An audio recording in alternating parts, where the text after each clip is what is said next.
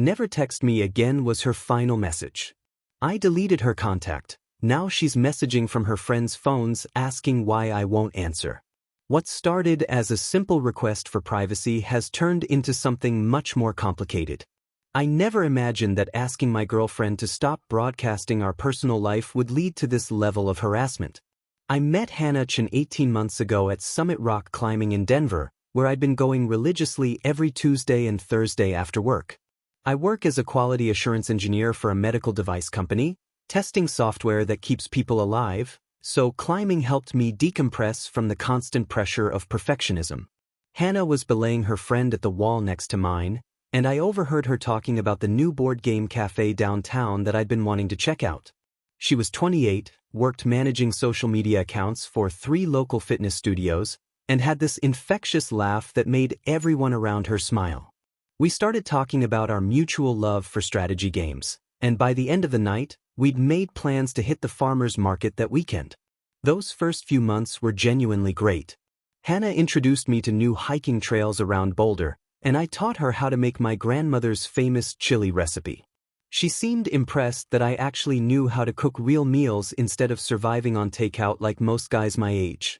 We'd spend Sunday mornings reading different sections of the newspaper to each other over coffee, and she'd get excited about local events she wanted us to try together. She had this way of finding hidden gems around the city, tiny art galleries, underground music venues, pop-up restaurants that only existed for a week.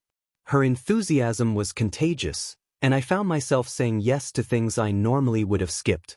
She moved in with me after 6 months, which felt natural and right at the time. My downtown apartment had better light for her content creation, and she said she loved how organized and peaceful I kept everything. She started leaving little notes on my bathroom mirror in the mornings, jokes about my systematic approach to organizing the spice rack, or sweet messages about how much she enjoyed our quiet evenings together. The problems started subtly, the way most relationship issues do. Hannah would pull out her phone during our conversations to quickly respond to comments on her posts. Then she started photographing our meals before we could eat them, making me wait while she adjusted angles and lighting. Soon she was asking me to retake photos of us together because the lighting wasn't flattering in the first 10 shots. I understood that social media was part of her job, but it began feeling like our relationship existed primarily to feed her online presence. She started timing our activities around optimal posting schedules, suggesting we move dinner reservations so she could capture better natural lighting for her Instagram stories. Our spontaneous hiking trips became carefully choreographed photo shoots where she'd make me pose with my back to the camera staring pensively at mountain views while she captured the perfect candid moment for her outdoor lifestyle brand. The breaking point came during what should have been a quiet dinner at home. I'd made her favorite pasta dish, opened a bottle of wine, and was telling her about a challenging project at work when she suddenly held up her phone and started live streaming. She was broadcasting our conversation to her followers, asking them to weigh in on whether I was being too negative about my career challenges. I sat there watching her perform our private moment for strangers, turning my personal stress into content for her audience. Her followers started commenting in real time, offering unsolicited advice about my attitude and suggesting I needed to be more supportive of Hannah's career goals. When I asked her to stop filming, she said her followers deserved authentic relationship content and that I was being unsupportive of her growing influence. She accused me of trying to sabotage her professional growth by demanding she hide our real relationship dynamics. That's when I realized our privacy had become a casualty of her ambition, and every intimate moment was potential material for her brand. The confrontation about Hannah's live streaming turned into our biggest fight yet, but not for the reasons I expected. I explained that sharing intimate details of our relationship online felt like a violation of trust, especially when she was inviting strangers to judge my personal struggles at work. Hannah's response was to accuse me of being controlling and unsupportive of her career ambitions, claiming that authentic content was what her followers craved and that my resistance to being featured was sabotaging her professional growth. She insisted that modern relationships required this level of transparency and that my desire for privacy was outdated and selfish. She compared our situation to celebrity couples who shared everything online, arguing that influencer relationships naturally involved more public exposure than traditional dating. What I discovered later made my stomach turn. Hannah had been secretly recording our phone conversations for months, planning to use them as material for a relationship advice podcast she was developing with one of her fitness influencer friends. I found the audio files on her laptop when she asked me to help troubleshoot a technical issue with her editing software, and realized that conversations I thought were private between partners had been recorded and categorized by topic for potential content use. There were folders labeled Marcus Work Stress, Relationship Conflicts, and Intimate Conversations, each containing hours of recordings that she'd apparently been transcribing and analyzing for her upcoming show about millennial dating dynamics. The most disturbing folder was labeled Potential Breakup Content, which contained recordings of our more heated discussions along with her written notes about which segments would make for compelling podcast episodes. When I confronted her about the recordings, Hannah became defensive and claimed that she'd planned to ask my permission before using any of the material, though she couldn't explain why she'd been secretly recording me for months without my knowledge. She said that capturing authentic relationship moments required people to act naturally, and that knowing they were being recorded would have changed the dynamic of our conversations. Hannah argued that couples therapy sessions are recorded all the time, so why should this be any different, completely missing the point that those recordings are consensual and confidential rather than potential entertainment content for thousands of strangers. The argument escalated when I demanded she delete all the recordings immediately, and Hannah refused, claiming they represented months of work for her podcast project and that I was being unreasonable about content that could help other couples navigate similar relationship challenges. She suggested that I was being paranoid and that my reaction proved I had something to hide, turning my violation of privacy into evidence of my own inadequacy as a partner. Hannah had even been screenshot sharing our private text conversations with her online community, asking for advice on how to handle my reluctance to participate in her content creation, essentially crowdsourcing relationship advice from strangers who only heard her version of our problems. I realized that Hannah had been systematically documenting our relationship not to preserve memories or improve our connection, but to harvest material for her personal brand, treating our most vulnerable moments as raw material for her content creation machine. The betrayal felt deeper than just the recordings themselves. It was the calculated nature of how she'd been observing and cataloging our interactions while pretending to be fully present and emotionally invested in our conversations. I wondered how many of her affectionate gestures had been performed for potential documentation, and whether any of our intimate moments had been genuine rather than opportunities for content creation. That night, Hannah sent me 17 consecutive text messages explaining why I was wrong to be upset about the recordings, alternating between accusations that I was sabotaging her career and promises that she would never actually use the material without my explicit consent. Her messages revealed how deeply she believed that our relationship should serve her professional goals, and how little she understood about the basic boundaries that make intimate partnerships possible rather than performative. The final message in that barrage was the one that would end everything between us. She told me that if I couldn't support her career ambitions and understand that modern relationships required flexibility around privacy, then maybe I should never text her again because she was done trying to make me understand her vision for our future together. I took Hannah's advice and deleted her contact information completely, blocking her number and removing her from all my social media accounts within hours of receiving that final ultimatum. The peace lasted exactly 18 hours before my phone started buzzing with messages from numbers I didn't recognize, all asking why I wasn't responding to Hannah's attempts to reach out. Her fitness influencer friend Sierra was the first to contact me, sending a text that claimed she needed my technical expertise to fix her laptop but quickly pivoted to asking about my relationship status and whether Hannah and I were working through our communication issues. I realized that Hannah had immediately mobilized her network of friends to serve as intermediaries, probably spinning the story to make herself seem like the victim of my sudden silence rather than acknowledging her privacy violations. The pattern became obvious within days. Different friends would reach out with transparent excuses to start conversations, then steer toward questions about why I was ignoring Hannah's messages and whether I was planning to work things out with her. Sierra sent daily texts for a week, each one more obviously designed to extract information about my feelings and future plans, as if she were conducting reconnaissance for Hannah's benefit. Her messages ranged from fake technical questions about software issues to casual inquiries about my weekend plans, but they always circled back to Hannah and how confused she was about my sudden disappearance from her life. The harassment expanded beyond just text messages when I started receiving food delivery orders that I hadn't placed, all paid for by anonymous accounts but clearly designed to get my attention and force some kind of response.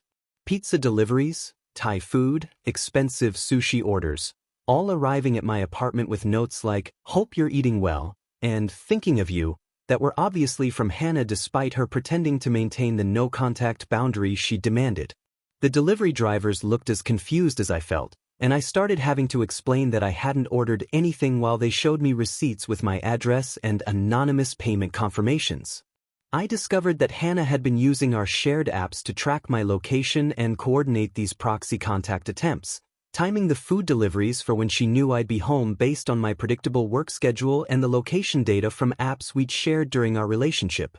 She was exploiting information from our shared Google Calendar, our joint Spotify account, and even our shared grocery delivery app to monitor my movements and daily routines. The most disturbing escalation came when Hannah created fake social media accounts to monitor my online activity and send me friend requests from fictional profiles with generic photos and minimal posting history.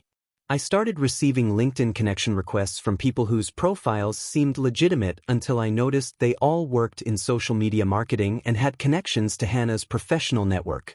She was essentially conducting a digital stalking campaign while maintaining plausible deniability by using intermediaries and fake accounts rather than contacting me directly. The fake profiles would like my posts from months ago, clearly scrolling through my entire timeline to gather information about my interests and activities while maintaining the appearance of random social media interaction. The food deliveries escalated to include expensive wine, gourmet chocolates, and elaborate flower arrangements, all anonymous but clearly escalating in cost and romantic implication as Hannah apparently grew more desperate for acknowledgement. I realized she was probably documenting my lack of response to create content about being ghosted, turning even my silence into material for her victim narrative while simultaneously violating the no-contact boundary she had established. Her friend network began commenting on my old social media posts, leaving messages that seemed casual but were obviously coordinated attempts to maintain some kind of digital presence in my life despite my clear desire for separation. They would leave generic comments like, "Great photo," or "Looks fun," on posts from before Hannah and I had even met, creating notifications that would remind me of her network's continued surveillance of my online presence. The pattern revealed how extensively Hannah had integrated her personal relationships with her content creation strategy, treating her friends as unpaid assistants in her digital harassment campaign rather than respecting my right to privacy and space after our relationship ended, and turning my request for basic boundaries into a collaborative project that involved multiple people in violating my clearly expressed desire to be left alone. The situation reached a dangerous new level when I updated my dating profile after 3 weeks of harassment, apparently triggering Hannah's desperation into full panic mode. I had simply changed my relationship status and added a recent photo from a hiking trip I'd taken alone, nothing dramatic or pointed toward my previous relationship. Within hours of making those updates, Hannah launched what could only be described as a public social media campaign designed to destroy my reputation and force me back into contact with her. She posted a series of Instagram stories and Facebook posts claiming that I had ghosted her without any explanation after 18 months of what she called a loving, committed relationship. Her version of events carefully omitted any mention of the privacy violations, secret recordings, or boundary crossings that had led to our breakup, instead portraying me as someone who had simply vanished from her life without warning or reason. She shared carefully edited screenshots of our text conversations, cropping out the context that would have revealed her manipulative behavior while highlighting messages that made me seem cold or unresponsive to her emotional needs. Her posts painted a picture of a devoted girlfriend who had been blindsided by her partner's sudden cruelty, and she encouraged her followers to share their own experiences with men who had treated them poorly. The response from her follower base was swift and vicious. Within 24 hours, I was receiving dozens of comments on my professional social media accounts calling me heartless, manipulative, and emotionally abusive.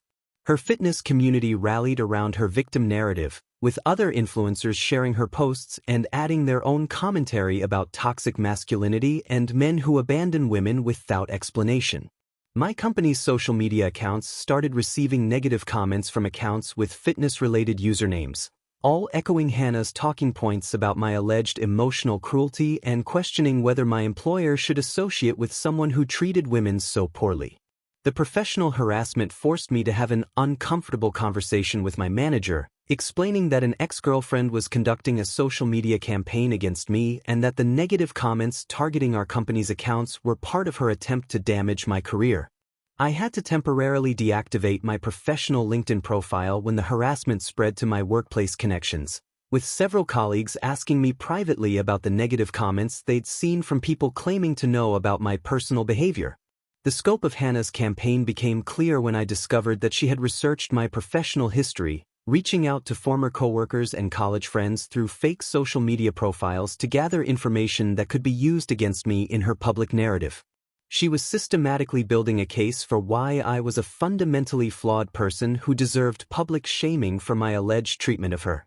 The most manipulative escalation came when Hannah somehow convinced her 19-year-old sister Emma to call me claiming to be in crisis, hoping to exploit what she knew was my instinctive desire to help people in genuine distress. Emma left a tearful voicemail claiming she was having panic attacks and needed to talk to someone who understood anxiety, specifically requesting my help because Hannah had always said I was good at talking people through stressful situations. The call was clearly scripted to bypass my no-contact boundaries by creating a humanitarian emergency that would require me to respond, gambling that my basic human decency would override my need for separation from Hannah's manipulation network. I realized that Hannah had weaponized not just her own network of friends and followers, but had also recruited her family members to violate my boundaries under the guise of mental health emergencies, demonstrating how completely she had corrupted every relationship in her life for the purpose of maintaining control over me. Her public campaign continued to escalate with posts about the importance of closure and how ghosting represented a form of emotional abuse that left victims without the ability to heal or understand what they had done wrong. She shared articles about the psychology of sudden abandonment and hosted Instagram live sessions where she tearfully discussed her confusion and pain while carefully avoiding any mention of the behaviors that had actually caused our relationship to end, instead focusing on her suffering as an innocent victim of my alleged callousness. Hannah's followers began creating their own content about the situation, sharing the story across multiple platforms and encouraging others to look up my social media accounts to witness firsthand what they called my heartless behavior, turning my desire for privacy into evidence of guilt and creating a viral harassment campaign that extended far beyond her immediate network. The harassment campaign reached a turning point when my coworker Blake, who had witnessed Hannah's manipulative behavior during her visits to our office, offered to help me document everything for potential legal action. Blake had always been skeptical of Hannah's constant need to film and photograph everything, and he remembered several uncomfortable incidents where she had tried to involve our coworkers in her content creation without their explicit consent. He helped me compile screenshots of all the proxy messages, food delivery receipts, fake social media profiles, and professional harassment attempts into a comprehensive file that painted a clear picture of stalking and defamation. Blake also connected me with his girlfriend Zoe, who worked as a therapist specializing in trauma and manipulation tactics, and she explained that Hannah's behavior followed textbook patterns of narcissistic abuse and digital stalking designed to maintain control over victims even after relationships end. Through Zoe, I learned that Hannah's recruitment of friends and family members to violate my boundaries was a common manipulation strategy called flying monkeys, where abusers use their social network to continue harassment while maintaining plausible deniability about their direct involvement.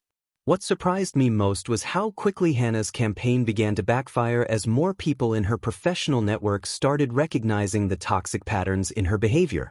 Several fitness industry professionals who had worked with her began reaching out to me privately, sharing their own stories of Hannah's tendency to exploit personal relationships and cross professional boundaries for content creation. A yoga instructor named Rachel contacted me through LinkedIn to warn that Hannah had previously recorded private conversations with clients and used their personal struggles as material for her motivational posts without permission. Another fitness influencer told me that Hannah had been spreading rumors about competitors in their industry, using screenshots of private messages to damage other people's reputations when they refused to collaborate with her content projects. The pattern that emerged was that I wasn't Hannah's first victim, but rather the latest in a series of people she had manipulated and exploited for her personal brand. Hannah's obsessive documentation habits, which I had initially seen as just excessive social media use, were actually part of a systematic approach to gathering ammunition against anyone who might challenge her narrative or refuse to participate in her content creation. As more of her former friends and collaborators came forward with similar experiences, it became clear that Hannah had been conducting this type of psychological warfare for years, treating every relationship as a potential content source and every disagreement as an opportunity to gather material for future public shaming campaigns. The fitness industry began to distance itself from Hannah as brands discovered her documented pattern of exploiting personal relationships and violating people's privacy for content creation. Several companies quietly ended their sponsorship deals with her when they realized that associating with someone who had a history of manipulating and harassing former partners could damage their own reputations. Zoe helped me understand that Hannah's escalating behavior was likely driven by the collapse of her professional image and the realization that her manipulation tactics were no longer working, which often caused narcissistic abusers to become more desperate and aggressive in their attempts to regain control. The support system that Blake and Zoe provided was invaluable in helping me maintain perspective and realize that Hannah's campaign against me was not an isolated incident but part of a broader pattern of predatory behavior that had affected multiple people in her professional and personal life. I began to see that my experience with Hannah was not a personal failing on my part, but rather the result of being targeted by someone who systematically exploited people's trust and vulnerability for her own personal gain. 6 months after our initial breakup, Hannah orchestrated what would become the final and most revealing confrontation of our entire relationship. She had tracked my credit card purchases through the shared financial apps we'd never formally disconnected, analyzing my spending patterns to determine my regular routines and favorite locations around Denver. I discovered later that she had been monitoring my transactions for weeks, noting that I visited Ground's coffee shop every Saturday morning at exactly 9:30, always ordering the same medium dark roast and sitting at the corner table near the window where I could read without distractions. Hannah's plan was sophisticated in its manipulation. She arrived at the coffee shop with her phone already recording, positioning herself at a table where she could capture both of us in frame while maintaining the appearance of a chance encounter. When I walked in that Saturday morning, she immediately started filming what she clearly intended to be a reconciliation scene for her comeback story series, a planned social media narrative about personal growth and forgiveness. The moment she saw me, Hannah launched into a tearful performance about how much she'd missed me and how wrong she'd been to prioritize her career over our relationship, speaking loudly enough that other customers could hear every word of what sounded like a heartfelt apology. I realized she was recording everything when I noticed the phone propped against her purse, angled to capture my reaction to her apparent emotional breakdown and public declaration of regret. Hannah had rehearsed this entire scene, banking on the public setting to pressure me into responding positively while she documented my reaction for her social media audience. Her performance included strategically timed tears, references to the good times we'd shared, and carefully crafted language about personal growth and learning from mistakes, all designed to make her seem like someone who had genuinely changed rather than someone who was manipulating a public encounter for content creation. She spoke about attending therapy and discovering how her need for validation through social media had damaged our relationship, claiming that she now understood the importance of privacy and genuine connection over digital performance. When I calmly told her that her continued harassment through proxy contacts had eliminated any possibility of even a friendship between us, Hannah's carefully constructed narrative immediately fell apart. She had expected me to either embrace the reconciliation for the cameras or become angry enough to make me look unreasonable, but my quiet refusal to participate in her performance left her scrambling to salvage the content she'd planned to create. The mask slipped completely when Hannah realized that her public ambush wasn't producing the dramatic reunion or explosive confrontation she needed for her comeback story, and she began demanding that I explain why I was being so cruel to someone who was trying to make amends. Her voice rose as other customers began to notice the commotion, and I watched her transform from the vulnerable, apologetic ex-girlfriend into the entitled, manipulative person I'd actually been in a relationship with. Hannah started accusing me of being heartless and incapable of forgiveness, completely abandoning her scripted apology in favor of the familiar pattern of making me responsible for her emotional state and public image. She began cataloging all the ways she'd been trying to reach out and reconcile, inadvertently admitting to the very stalking behaviors she'd been denying for months. The most revealing moment came when she forgotten that her phone was still recording and began detailing all the ways she'd been tracking my activities and coordinating with mutual friends to monitor my life, inadvertently creating evidence of the stalking behavior she'd been denying for months. The unedited footage captured her calculated manipulation attempts, her emotional volatility when things didn't go according to plan, and her casual admission of the boundary violations that had been the actual cause of our relationship ending.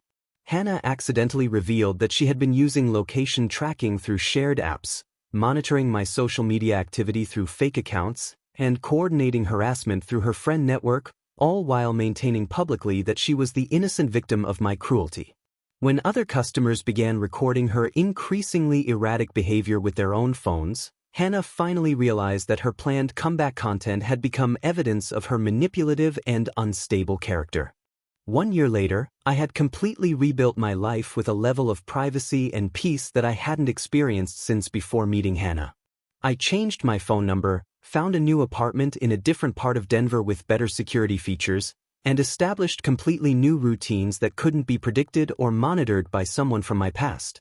The apartment complex had keycard entry, package lockers that required ID verification, and security cameras that made anonymous deliveries impossible, creating the physical boundaries I needed to feel safe in my own space.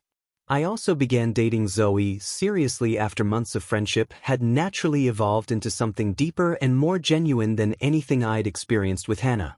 Zoe understood boundaries in ways that Hannah never could, respecting my need for private conversations and personal space while building trust through consistent, honest behavior rather than performative gestures designed for public consumption.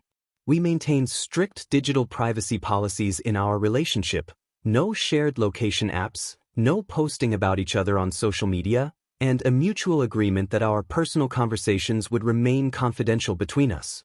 Meanwhile, Hannah's influencer career had collapsed entirely as the full scope of her predatory behavior became public knowledge within the fitness and social media communities. Multiple former boyfriends and business partners came forward with similar stories of privacy violations, secret recordings, and harassment campaigns, creating a documented pattern that destroyed her credibility and professional reputation. The viral video of her coffee shop meltdown, where she accidentally confessed to stalking me while attempting to create reconciliation content, had been shared across platforms as an example of influencer manipulation and digital abuse.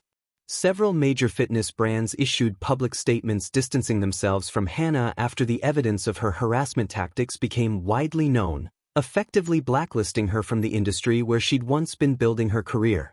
The psychological toll of her behavior patterns and the public exposure of her manipulation tactics eventually forced Hannah to seek legitimate mental health treatment, though I only learned this through mutual acquaintances rather than any direct contact.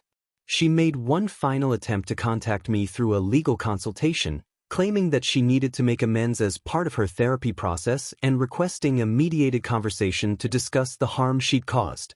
My attorney reviewed the request and advised me that I had no obligation to participate in Hannah's recovery process, particularly given the documented harassment and stalking that had occurred over months. We formally blocked all communication attempts through legal channels, making it clear that any future contact would be considered a violation of the established boundaries and could result in formal legal action. The irony wasn't lost on me that Hannah's obsession with documenting every moment of our relationship and her subsequent harassment campaign had created a comprehensive record of her own manipulative behavior that ultimately destroyed the career she'd been trying to build through exploiting personal relationships. I learned through the fitness industry network that Hannah had eventually moved to a different state, abandoning social media entirely and working in a completely different field where her past behavior couldn't follow her, finally forced to rebuild her life away from the digital platforms that had enabled her predatory patterns. Zoe and I maintained our commitment to digital privacy and authentic connection, building a relationship based on genuine compatibility and mutual respect rather than social media performance or content creation. We never appeared together on social media, kept our relationship details private, and focused on creating real memories rather than documented moments designed for public consumption. The contrast with my previous relationship was remarkable. With Zoe, I never had to worry about my words being recorded, my activities being monitored, or my personal struggles being turned into content for strangers to judge and analyze.